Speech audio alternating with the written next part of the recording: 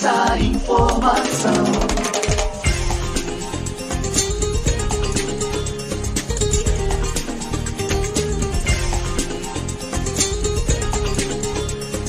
Virtual News. 9 horas mais 44 minutos. Um bom dia para você que está começando agora mais um Virtual News. Nesta terça-feira, dia 27 de setembro de 2022. Seja bem-vindo. Terça-feira, 27, parabéns para você que aniversaria nesse dia, né? Tudo de bom. Deus abençoando a sua vida sempre. Feliz aniversário. Um bom dia aos poderes constituídos, ao Executivo, ao Legislativo e ao Judiciário. E um bom dia especial ao quarto poder, que é a sociedade organizada. 9 horas mais 45 minutos, terça-feira, 27 de setembro.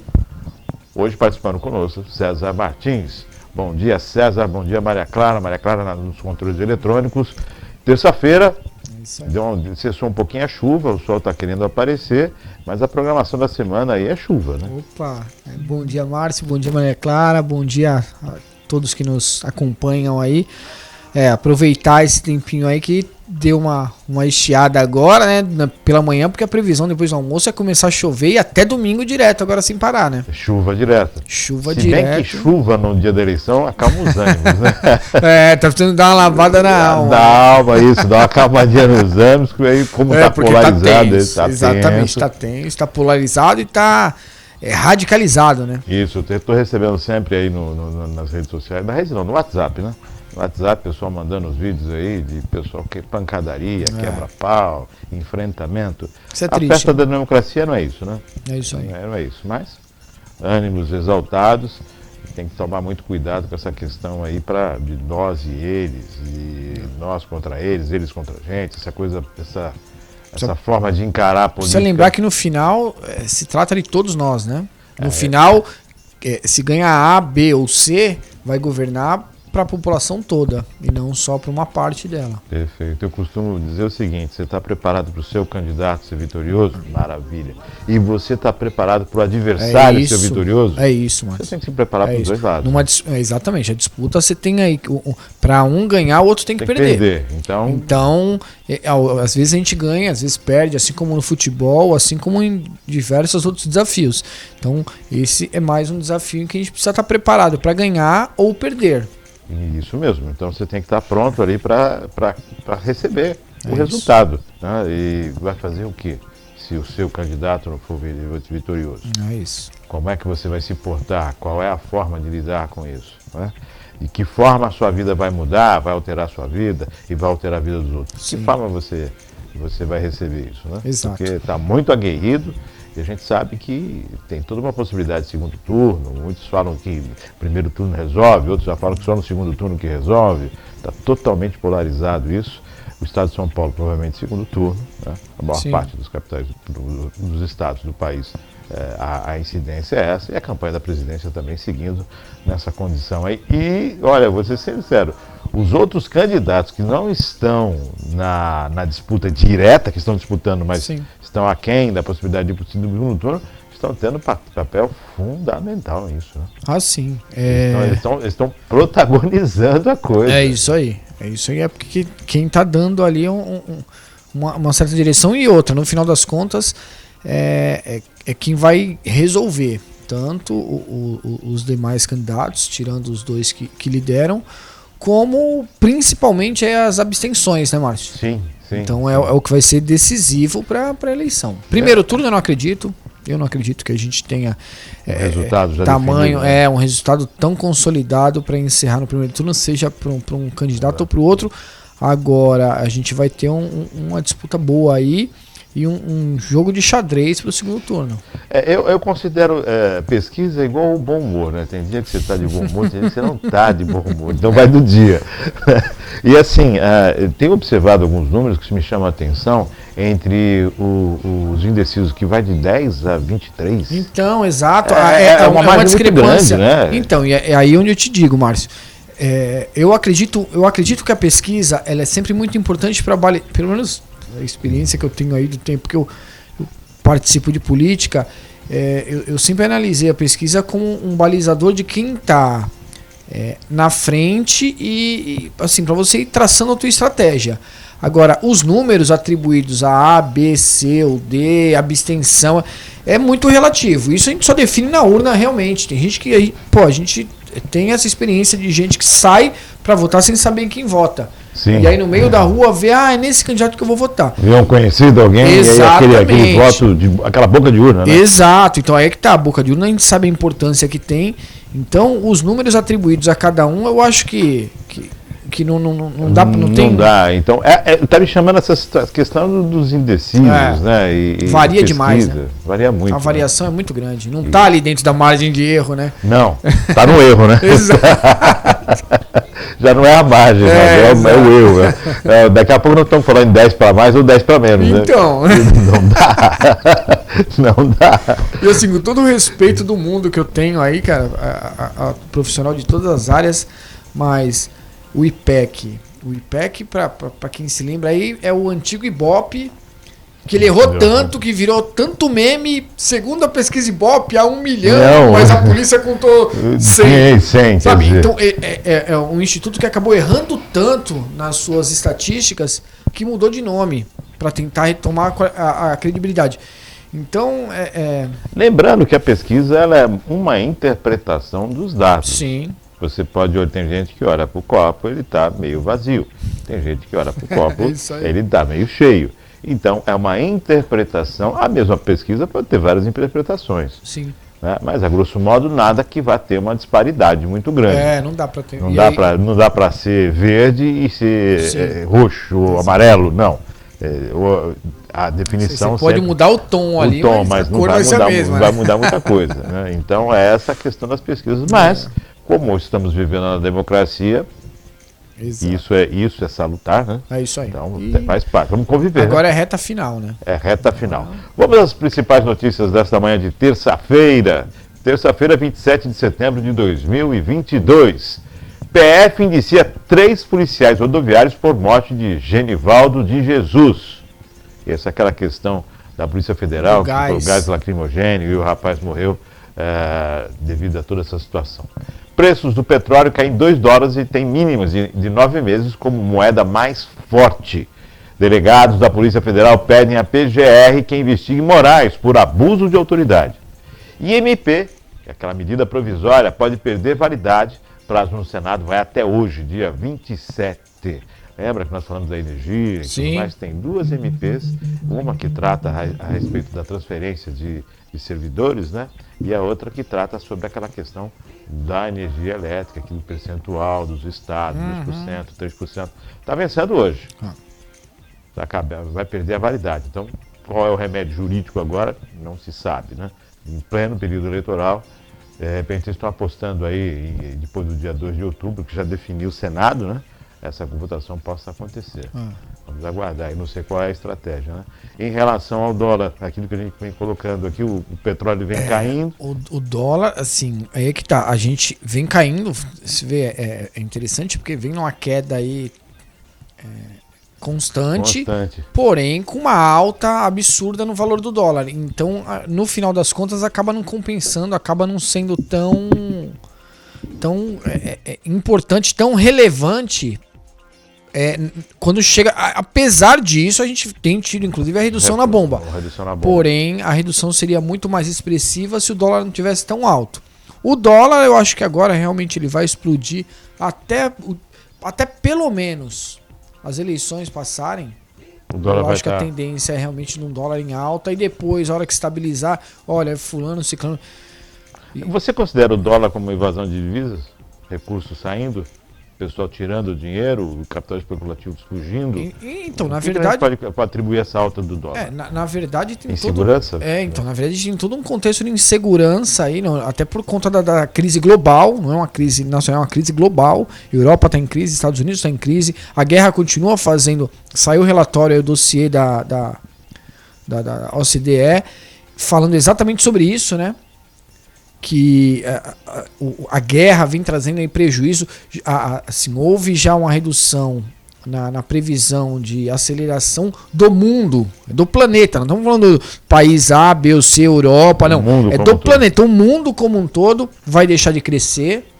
Sim, recessão em diversas regiões. E isso traz aí uma insegurança, querendo ou não, o dólar ainda é a moeda que tem mais segurança. As taxas de juros nos Estados Unidos continuam crescentes para poder manter a economia ali firme. E aí a tendência realmente é...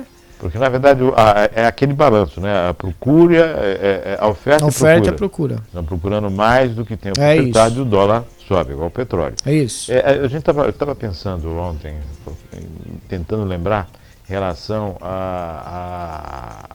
ao Oriente Médio, né? Como foi a Covid no Oriente Médio, né? Não lembro se foi avassaladora, como nos outros países e tudo mais.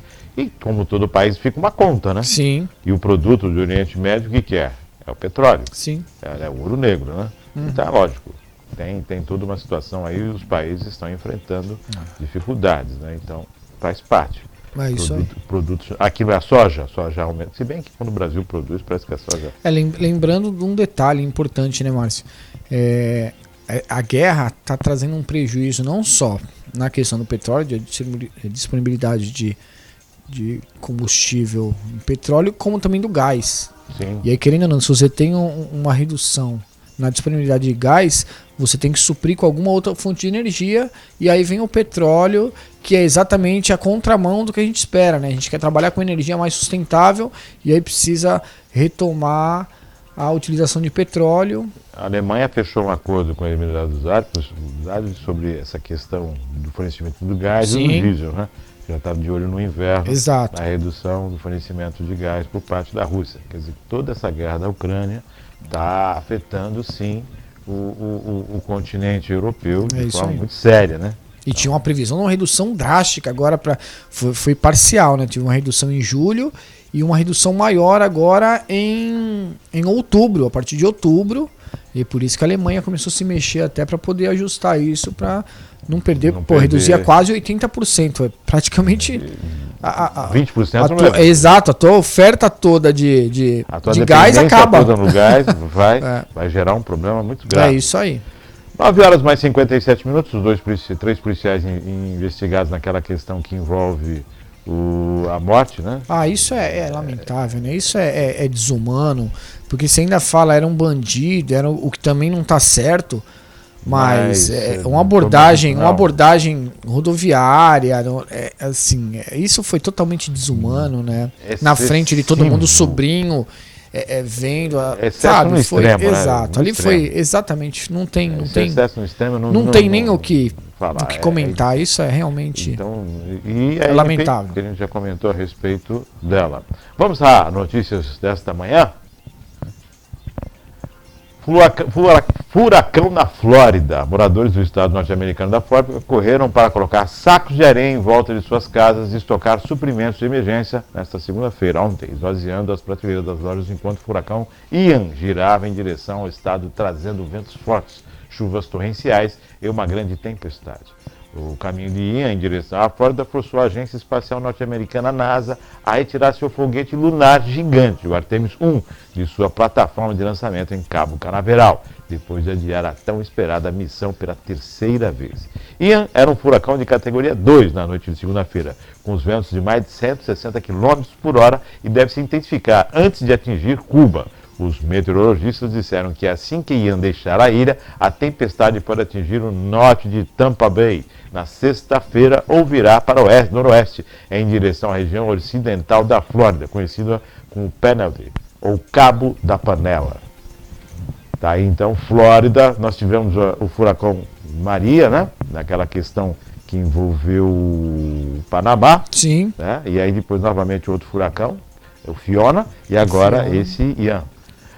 O governo de Biden declarou uma emergência na saúde pública para o estado na segunda-feira e disse que está trabalhando com as autoridades locais para fornecer o apoio. A Flórida tem visto furacões mais úmidos, com ventos mais fortes e mais intensos nos últimos anos, o que os especialistas atribuem às mudanças climáticas. Também há evidências de que as mudanças climáticas estão fazendo com que tempestades viajem mais lentamente. o que significa que elas podem despejar mais água em um só lugar. As informações são da agência Reuters. Eu acompanhava, é legal esse último trecho aí, porque eu acompanhava exatamente um estudo que falava sobre isso ontem. Que o volume de tempestades, não só da constância, mas como em volume e estrago, né, desastres em regiões, está sendo muito maior por conta dos problemas climáticos, aí, das mudanças climáticas, e que falta a gente ser mais efetivo no nosso trabalho, né? Eu acho que a gente precisa aí ter cada vez mais foco, cada vez mais preocupação com a sustentabilidade, com as energias renováveis e assim, desmatamentos, queimadas, assim, toda ação humana atrapalhando aí tanto temperatura quanto... Tu vê que o descongelamento de mares, de placas, de gelo, enfim, toda essa mudança aí tá trazendo resultado, tá trazendo aí problemas que a gente não via antes, né? Animais aí migrando de um lugar para outro, achando tubarões, etc., em águas que não eram habitadas por esse tipo de animal. Desastres cada vez maiores aí no clima, então tá. Lembrando que essa questão de ele viajar lentamente significa que ele permanece mais tempo. Estraga mais tempo. O estrago é maior, o índice de pluviométrio fica muito maior. Você imagina chegar a 200 km a velocidade do ar, do vento, né? Quer dizer, como é muita que vai? Coisa, exato. É muita coisa. Então, coisa. É um período aí de chamar atenção. O Brasil é um país abençoado. Que, inclusive, assim, apesar disso, Márcio, a gente já começou a ter algumas ocorrências de ciclones exatamente por conta de mudança climática também. Então, entendeu? Apesar de sermos abençoados, não ter você imagina terremoto nem nada. Um país que tem uma indústria pesqueira muito grande, né? Um furacão significa que barcos ancorados, ninguém vai para alto mar. E passa-se um tempo até tudo se acalmar, o prejuízo e tudo mais, sem contar as vidas que correm risco. Por exemplo, nesse caso dos furacões, socorristas estão acabando, que colocam sua vida em risco, acabam morrendo. Se não me engano, foi no Fiona, não, foi no Ian. Acho que foi no Ian, foram cinco socorristas que perderam a vida. Então, você imagina esses desastres naturais que não dá para fazer nada, né? Não tem condição e assim... Se preparar para passar. É isso aí. E assim, e aí você tem que aplicar um volume de recurso financeiro muito grande para poder reconstruir, quer dizer, então você deixa de investir em melhorias para poder reconstruir o que foi...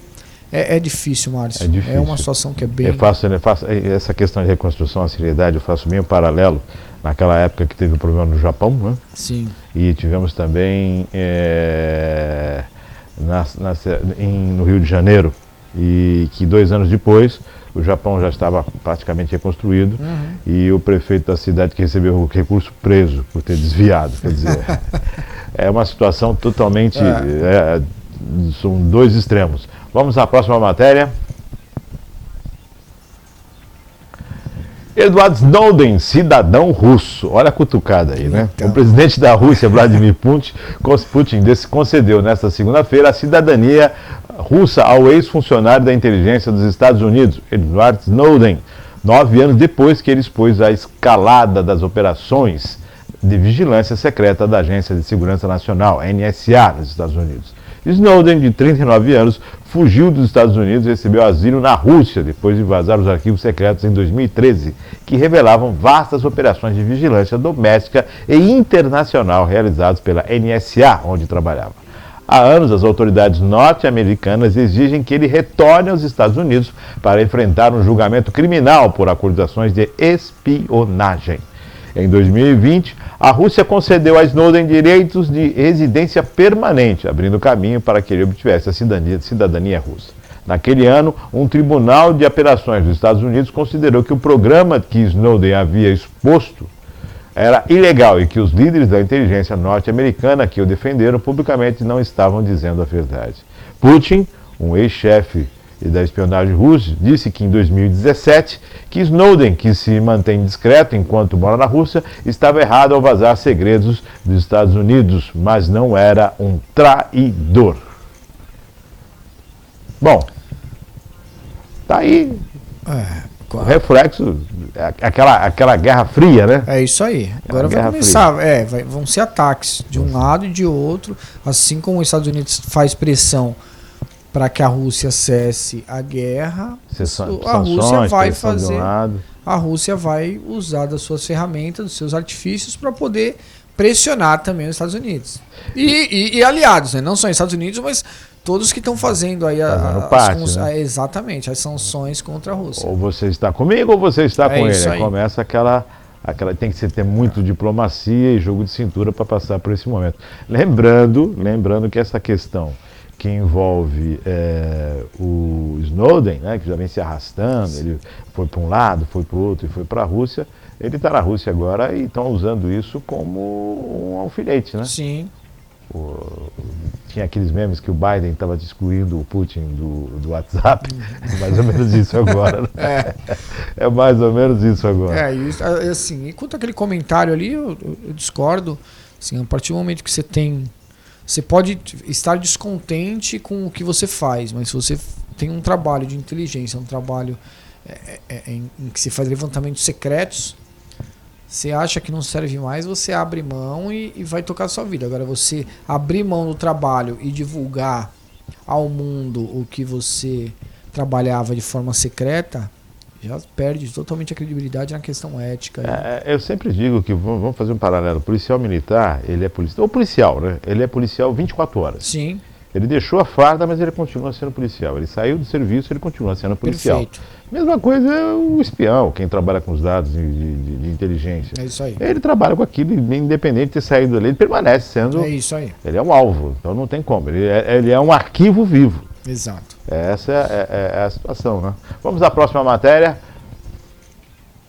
Número de brasileiros que consideram a saúde mental um dos maiores problemas de saúde do país, mas que dobrou nos últimos 4 anos. O número de brasileiros que consideram a saúde mental um dos maiores problemas dobrou nos últimos 4 anos, chegando a quase metade da população e ultrapassou a preocupação com o câncer. É o que mostra o levantamento Monitor Global do Serviço de Saúde de 2022, realizado pela empresa de pesquisas em 34 países, divulgado na segunda-feira.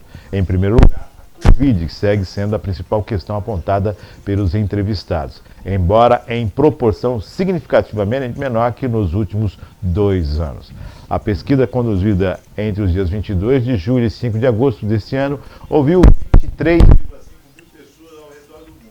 O novo coronavírus foi apontado como um dos principais problemas de saúde, 47% dos indivíduos, uma queda de 23 pontos em relação à proporção de 2021, quando era de 7 para cada 10 entrevistados. No Brasil, essa oscilação foi de 84% para 62%. Apesar da diminuição, assim como no ano passado, o país foi o 5º com mais pessoas preocupadas com o Covid-19, empatado com o México e atrás apenas do Japão, com 73%, Peru com 66% e Tailândia com 64% e Indonésia com 63%.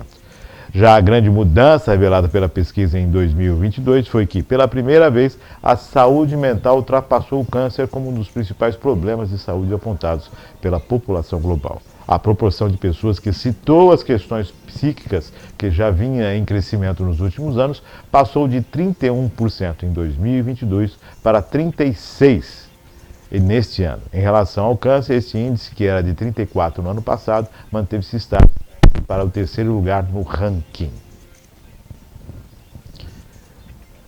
Então, olha só, nós tínhamos conversando sobre isso aqui, César, durante os programas. A gente até falou nessa relação junto à educação, no impacto disso às crianças, nos professores, e o estudo mostra esse impacto na sociedade. A pandemia mostrou a fragilidade da psique humana, né? Então, aí que tá. A gente já vem tendo, tanto por evoluções na ciência, como também por maus hábitos adquiridos aí pela população como um todo. A gente já vem tendo um aumento significante de problemas psiquiátricos, né?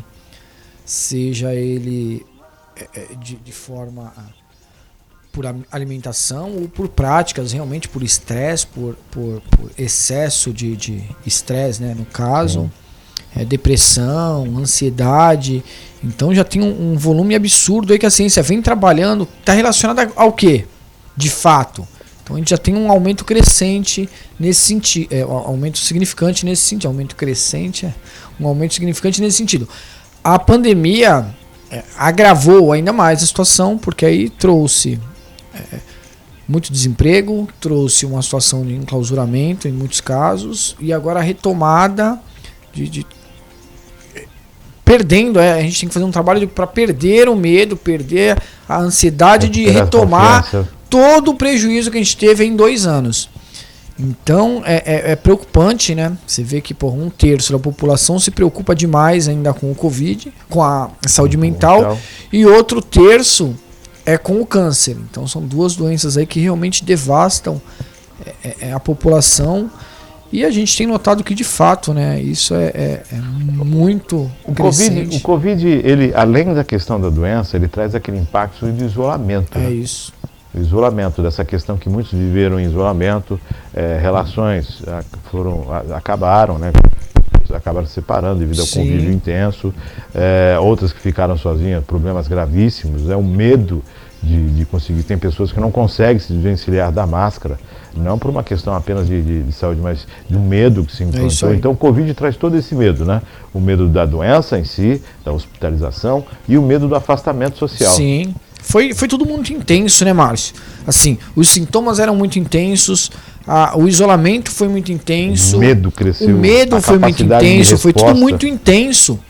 E a gente ainda não infelizmente, tem uma estrutura baixa, né? Uma estrutura muito, muito fraca no que diz respeito ao suporte psicológico, psiquiátrico.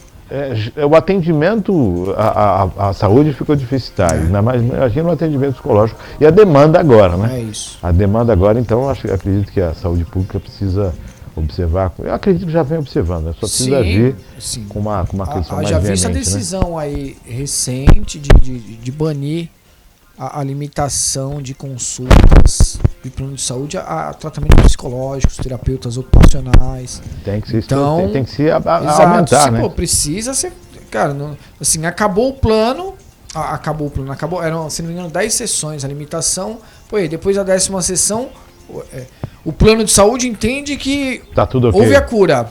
Está de alta, não precisa mais fazer terapia. Cara, quem define isso é o psicólogo, é o terapeuta. É o terapeuta. Cada não caso é o plano de saúde, exato. Cada tem gente que com 4, 5 sessões resolve o seu problema, o seu trauma. Tem gente que passa a vida inteira em terapia. Não é dizendo que pastel não tem tecnologia, não tem ciência. Claro que tem, mas não é que nem pastel, né? Opa! Não é fritou, tá pronto. Exato. É isso, ele tá falando da rapidez, né? Bom, tá aí a preocupação então, e a gente vem sempre comentando a respeito disso aqui no Virtual News, essa preocupação psicológica. Crianças voltando às escolas, pessoas que estão voltando ao trabalho, Sim. Quem agora está no home office, pessoas que enfrentam essa dificuldade. E o medo do Covid, ele reflete nisso. Claro. Ele vai refletir nessa questão do medo das pessoas. Aí vem o pânico, né? Se o Covid ainda está em alta, e por falar nisso, a varíola dos macacos parece que está... Parece que agora deu uma estabilizada, né? Então deu uma controlada. Vamos à próxima matéria desta manhã de terça-feira, 10 horas mais 13 minutos. Companhia Municipal de Trânsito Cubatão interdita a Avenida Henry Borden no sentido centro a partir desta terça-feira. A Companhia Municipal de Trânsito vai interditar a Avenida Henry Borden a partir de hoje, das 8 às 19 horas, para a continuidade das obras referentes às adequações urbanísticas e para a pavimentação.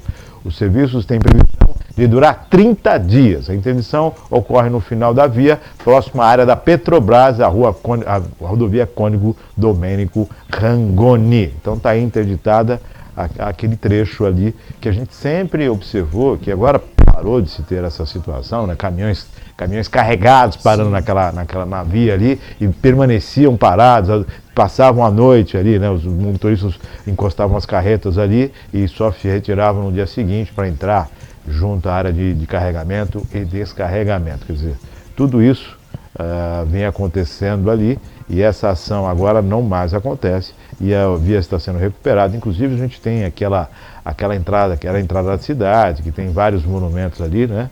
Obras importantíssimas que estavam abandonadas, que agora estão sendo revitalizadas, né?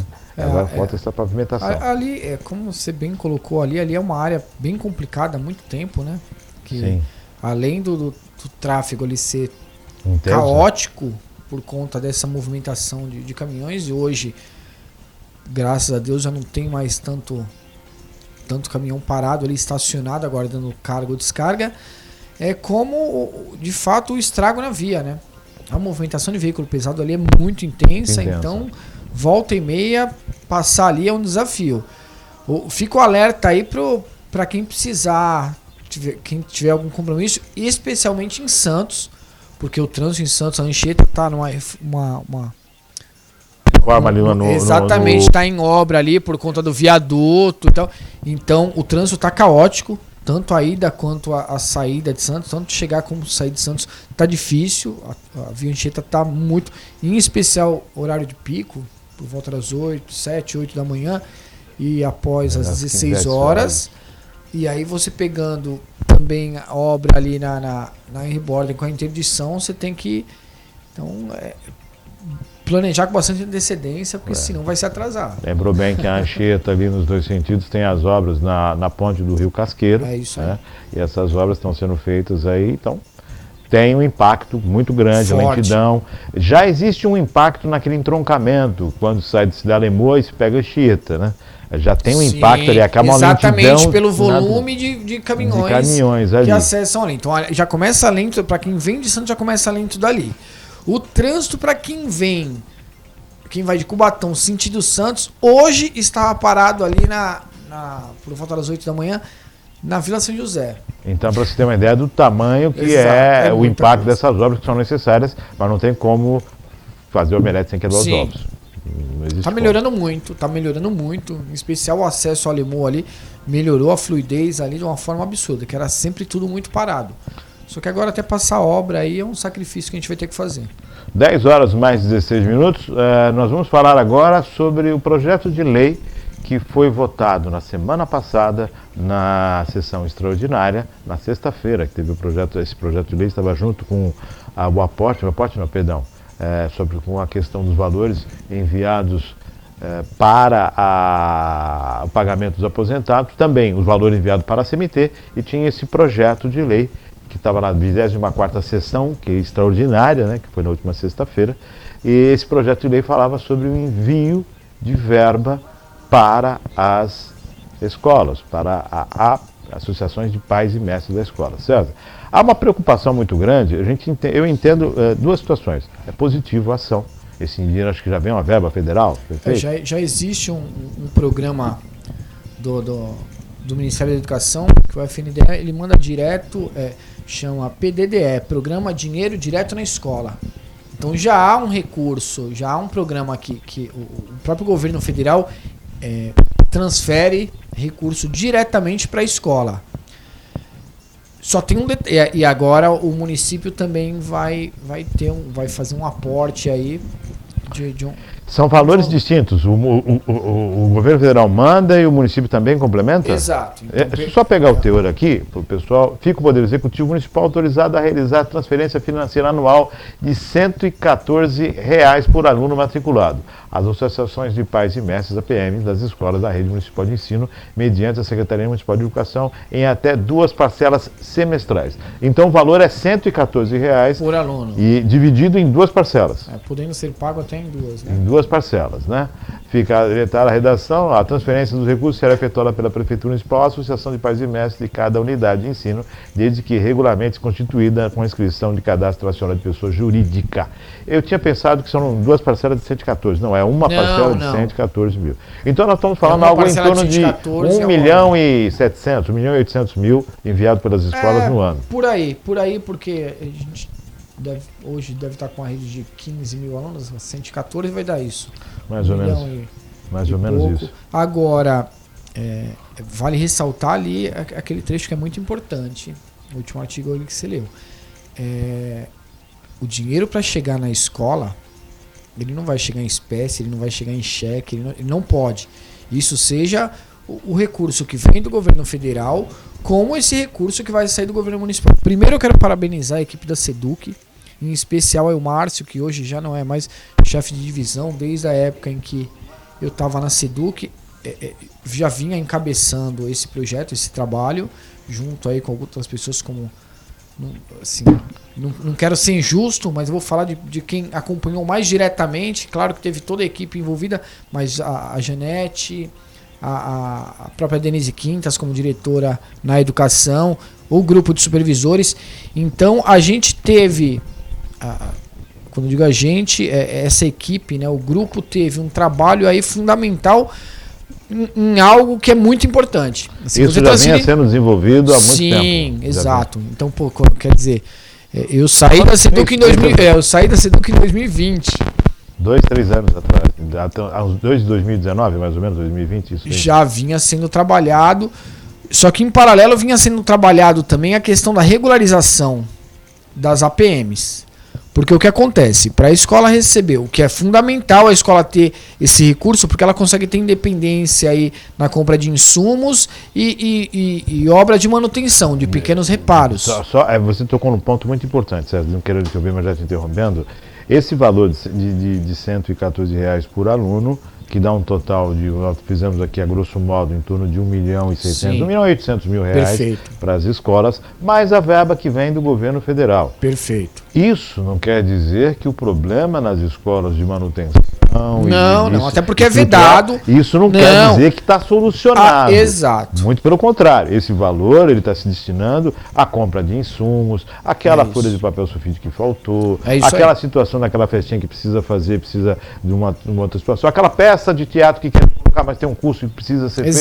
Então, para esses valores, aquela manutenção rápida em pequenos reparos, quebrou ali um trinco, coisa básica. Uma lâmpada que exatamente. Preciso trocar meia dúzia de lâmpada. Assim, são para coisas básicas, é para o básico. É para aquela coisa. Porque o restante o município ainda não é para reforma, Exato. Não. Aí a reforma, então, aí quem faz é a Secretaria de Manutenção. A manutenção mesmo tem que ser feita, é outra coisa, né? Porque o que se parece, a impressão que se dá é que as escolas vão receber um grande volume de recurso e as escolas agora que vão gerir tudo isso. Não, até porque você faz a conta aí. A gente está falando de 1 milhão. Vamos arredondar 1 milhão para 53 escolas. Hoje menos, 51 talvez, porque a gente teve aí o encerramento da atividade de algumas, acho que o Piauí, eu não sei se hoje está o Pernambuco, né, que mudou mas, já tem o Martim Afonso, que teve a atividade suspensa, então para 50, faz a conta, aí você vai ver que não é... Então, não é um valor significante no ano. Só para lembrar os pais de alunos, os nossos telespectadores, lembra que o pessoal sempre tem uma rifa na escola, da PM, isso, uma festinha, alguma coisa que se faça para arrecadar fundos para... Então, esse dinheiro que vem vai para este lugar. Né? Ele vai dar ao gestor, Márcio, uma condição de organizar um pouco melhor a sua estrutura. E assim, de ter uma resposta mais rápida para pequenos assuntos. Como você falou, não é a solução para a rede municipal de Boatão. Agora, vale ressaltar também o que é muito importante, que para receber o dinheiro, a APM tem que estar consolidada. Tem que estar estruturada, ativa, e a conta ser aberta em nome da APM. A APM é a união de esforços aí dos alunos, da escola, é a comunidade escolar que toma conta. Então, tanto representantes da escola como dos alunos, dos pais. Fica uma pergunta, César, você que já foi secretário adjunto. Quando nós falamos na constituição de uma associação que vai receber recursos, uma associação que parte da escola, o diretor vai ter que assumir essa responsabilidade. Só que quando você faz uma associação de pais e mestres, é isso que ela a gente observa a necessidade de um advogado. No caso da PM também é a mesma coisa. Ou não, nesse caso não se necessita de um advogado. Os assuntos, assim, os assuntos jurídicos são muito pequenos, são muito menores. E, assim, independente da APM ser da escola, ela é do município.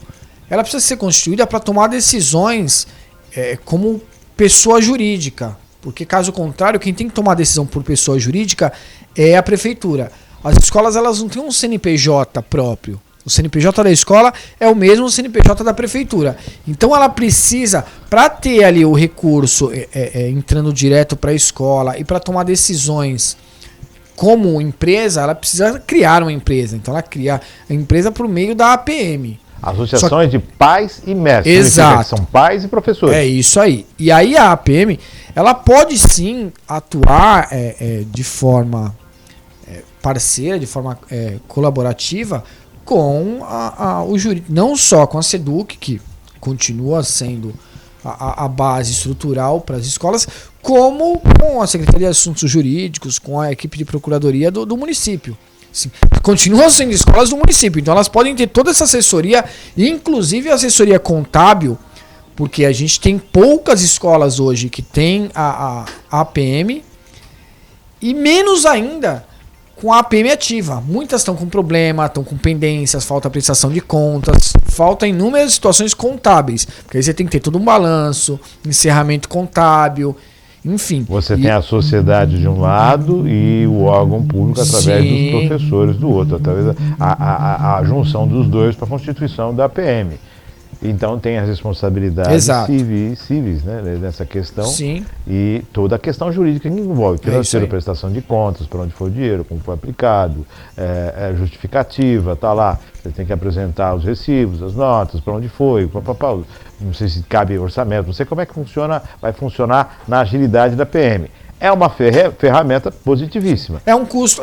Só que é um custo, e aí que tá, e aí vai depender de uma habilidade muito boa aí do gestor, porque a gente sabe que tem escolas aí que os pais não têm condição de contribuir, e assim, você tem um custo, né, Márcio? Você precisa de um contador, você tem um custo para poder manter uma empresa, valor, tanto não só para abrir, como para manter uma empresa aberta. São custos legais, não são custos aí que o município cobre, mas são custos legais aí para manter o funcionamento da empresa. E algumas escolas têm dificuldade com isso. Mas, se não tiver essa criação, essa estruturação para poder abrir a empresa, você não consegue abrir a conta e não consegue receber o recurso. E aí fica mais difícil ainda. Então vai ter que ter habilidade, aí que tá, criatividade, campanhas, rifas, bingos, ações na escola de arrecadação. E esse recurso não pode ser utilizado para isto. Esse recurso vai ser direcionado, não, porque ou pode ser utilizado para essa manutenção? Sim, porque é a manutenção da escola. Você não pode fazer compras de grande monta se não for insumo. Ela tem ali o que é vedado. O que é vedado, o que pode e o que não pode. O que é exato. Ela tem o que é vedado. Esse recurso pode ser utilizado também nessa questão. Sim, porque é a manutenção da PM. Cartório, exato. Tem que ter, mas para você ter esse recurso, você já tem que estar em dia. Você já tem que ter investido anteriormente. É isso aí. Investido anteriormente para se ter então, essa condição. Porque você depende da abertura de todo o pagamento de custos e tal para a abertura da empresa. Lembrando, se você tem uma escola de 200 alunos, o valor aqui vai chegar a R$23 mil, mais ou menos isso. No ano em que você vai receber para gerir esse valor e atender às necessidades emergenciais ali no dia a dia. Tá? Não é a reforma da escola. Não. É nada disso. Isso aí é responsabilidade da Secretaria de Manutenção, de toda a SEDUC tem a sua programação para isso. É para atender aquela necessidade momentânea que tem uma dificuldade muito grande dentro da administração pública para agir, né? É isso aí. Eu só outra coisa só que eu me preocupo, porque é um ponto de atenção em especial para a nossa Câmara de Vereadores. Olho aberto, muita atenção na próxima LOA. Para enxergar, porque a gente está falando de 1 milhão de recurso que vai direto, porque está sendo designado, vai ter que ser designado no orçamento, no próximo, para um repasse direto para a escola. Então isso vai estar amarrado. De onde vai sair esse 1 milhão? O que vai deixar de ser pago? O que vai deixar de ser repassado? O que vai deixar de ser comprado? Ou é um acréscimo? Emenda impositiva ou é um acréscimo? Então, isso é um acréscimo ao orçamento da educação exatamente, ou apenas uma troca de números. Então, é um ponto de atenção, porque de repente o prejuízo vai ser maior do que o benefício. O que o César está dizendo é o seguinte: está dentro dos 25% ou é algo que vem a mais que esses 25%? É isso aí. Né?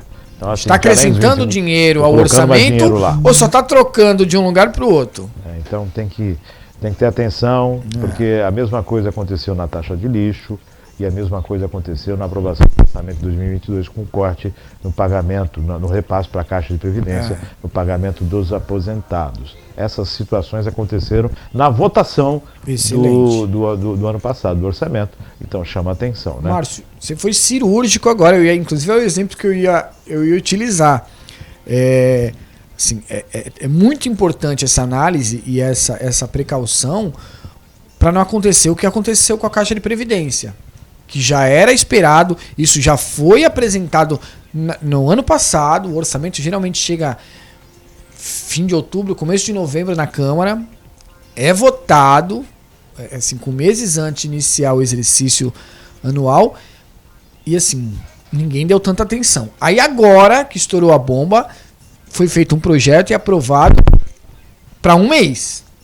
A gente tem mais 3 meses aí até o final do ano. A gente vai continuar numa briga. Então quer dizer, exatamente. Então são 4 pagamentos, a gente fala ainda. Outubro, novembro, dezembro e o 13º. A gente vai ficar nessa guerra constante, mês após mês. Então é importante ter essa atenção quando a peça orçamentária estiver pronta. Porque se precisar adequar, o momento é exatamente aquele em que está aprovando na Câmara. Depois que aprovou, é muito mais difícil. Então, falou bem, César, essa questão da observação. Está chegando aí novembro, vai chegar a nova peça orçamentária para 2023. Toda essa questão que envolve a Caixa de Previdência aflorou, né? Veio à baila, essa discussão está sendo feita agora e com muita intensidade, né? É muito sério. É muito sério, massa 1, massa 2, massa 3. E assim, estamos falando de repasses, o último agora foi 14 milhões, que a Caixa complementa com alguns valores, e tem várias outras, dentro desse bojo, são várias situações, são várias engrenagens que precisam estar rodando, precisam estar totalmente ali com funcionamento perfeito para que se tenha um menor custo para os cofres públicos, porém, há de se manter a seguridade e o pagamento daqueles aposentados. A lei define isso, né? Então tem que se... mas não dá. Tem coisas que você não consegue mudar.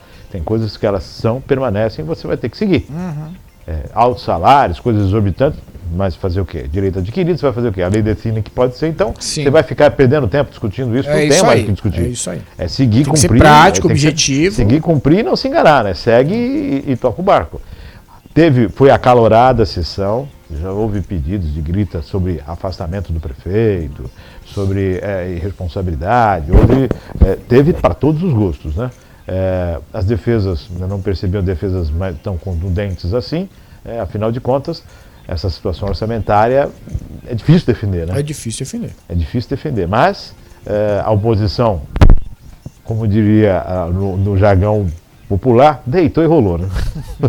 Deitou e rolou e pediu a cabeça, fez as colocações, os apontamentos, que faz parte do jogo político nesse momento, né? Até em relação ao governo de Estado, apoio, tudo isso foi dito. Então, teve aí realmente um apelo político muito intenso, a participação dos aposentados ali presentes, a gente revê pessoas que têm uma história na administração pública, né? Isso é bacana, aí você revê essas pessoas ali, é muito legal. Lembrando, envolve tanto Câmara quanto Prefeitura. Né? E nós estamos aqui aguardando aí um momento mais propício para retomar essa discussão e trazer com mais... Deixar agora que passou o calor da emoção, aí agora vem a razão, a gente consegue... Exatamente, até porque a gente precisa de uma solução de fato. O que foi feito colocou um band-aid ali, colocou um curativo ali só no machucado. E como é que a gente vai curar o machucado? Porque mês que vem tem de novo. É isso aí. Então se falando que vai enviar um valor de 60 e poucos mil, quer dizer, é uma situação muito complicada, né? E a questão da PM é que você acabou de explanar para nós maravilhosamente. O recurso chega, já tem o recurso do governo federal que vem, né? Sim. Então, eu devo entender que se a maior parte das escolas não estão em dia, então muitas esse recurso já não recebem esse recurso. Muitas já não recebem. Já não recebe esse recurso. Então há uma dificuldade. Necessário, você está atribuindo mais uma função à escola, ao diretor, mas é necessário dar um apoio técnico, né? É isso aí. De repente criar uma equipe, essa equipe aqui é só para cuidar das APM das escolas. Sim, não, o suporte tem que partir da SEDUC. Né? De E fato. dar um apoio aí para poder agilizar e tudo mais, acompanhar como é que estão as eleições. Sim. De repente faz um calendário anual de eleições, vai ter uma campanha disso, né, para participação dos pais, para trazer os pais para as escolas e o acompanhamento também na questão dos valores. A Trabalhar de repente transparência. nas escolas que hoje tem uma necessidade maior, enfim, aí é um planejamento de sentar e fazer um planejamento de acordo com prioridades Como é e por começar. aluno, né? Como é por aluno, acho que fez uma média. Porque também não adianta uma escola receber um recurso muito grande Sim. e a outra escola, devido aos alunos, também receber um recurso que não vá atender os alunos no decorrer do. Isso não é para merenda, isso não é para transporte, Não. isso não é para manutenção da escola, isso é para pequenos trabalhos É isso aí. e atender as necessidades durante o ano. A compra de um kit, não sei do É quê, material administrativo, vai ter papel, papel, assim, são pequenos serviços, pequenas tem compras. uma festinha no final do ano, é uma coisa assim que vai se juntando ali, tem esse recurso para Sim. fazer manutenção rápida em equipamento, a compra de alguma coisa necessária. É isso aí. Bacana, né? Vai desenvolver um projeto, tem esse valor para custear um projeto isso aí. educacional, vai aquela viagem que se tem, que está uma dificuldade, de repente pode ser utilizado também? Sim. Aquela excursão, né? Sim, então, é que tá. São trabalhos aí, são Complementos, apoios, exatamente. Às vezes até para organizar, para você conseguir organizar uma gincana, algo que você vai ter uma arrecadação maior, você precisa investir. E muitas vezes a escola não faz porque não tem sequer o recurso inicial para investir. Perfeito. Vai trazer uma peça para a escola? Vai trazer Exato. vai participar de um concurso, o aluno tem que chegar naquele local. Sim. A gente sabe que tem. Eu não sei como é que tem as OPMEC, tinha as Olimpíadas, né? De matemática, de português, de ciência, Continuam, né? isso. Continuam, né? Sim. E de repente, até para alunos ir Tem voltar. quantas vezes a escola tinha que o diretor e tal acabava levando com seu veículo próprio os alunos para os torneios. Então tudo isso pode ser observado agora. Que legal. Bom, a ideia está lançada. Para esse ano acredito que poucas devem receber o recurso só a partir do ano que vem, né? A maior parte. Eu nem vi quando entra em vigor, mas Volta lá, vamos ver se isso tem condições de voltar, Maria Clara, para a gente? Quando entra em vigor? Aqui para a gente, por favor. Para a gente saber quanto é que vai entrar em vigor essa questão aí. A lei entra em vigor na data da sua publicação. Então, para esse ano já recebem, as Sim. escolas já vão receber. Né? exato. Então, ó, quem tem APM vai receber o recurso. 10h36, César, mais alguma colocação? Márcio, é isso aí, cara. Agradecer mais uma vez aí, um prazer, uma honra imensa discutir em alto nível aí os mais variados assuntos.